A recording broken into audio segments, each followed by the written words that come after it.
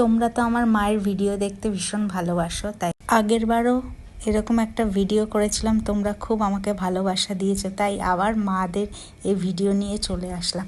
একটা সময় কি হয় বলো তো, যেমন আমরা যখন ছোট থাকি মারা খুব আগলে রাখে, এই ওখানে যাস না, পড়ে যাবি, এই করিস না, কিন্তু কিছু সময় মাদেরও ছেড়ে দিতে হয় বাচ্চাদের, যে ওরা পড়তে পড়তেই শিখবে।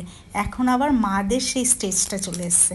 আমরা ছেলেমেয়েরা এতটাই মার ওপর ওয়ারিড থাকি যে মা হয়তো এখানে গেলে পড়ে যাবে, এখানে মা মানে বেশি সাবধানতা অবলম্বন করি, কিন্তু এতে কিন্তু অনেকটা ক্ষতিও হয়।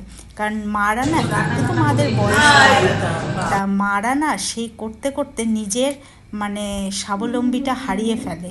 তাই আমার মনে হয় প্রত্যেকটা বাবা মা কে মানে ছেলেমেয়েরা ভালোবাসলেও তাকে একটু তার নিজের মতন পার্সোনাল স্পেস দিতে হয়, যে সে তার নিজের মতন লাইফটা একটু কাটাক। কারণ সে তো আমাদের পেছনে কাটাতে কাটাতে অনেকটা সময় দিয়েই দিয়েছে।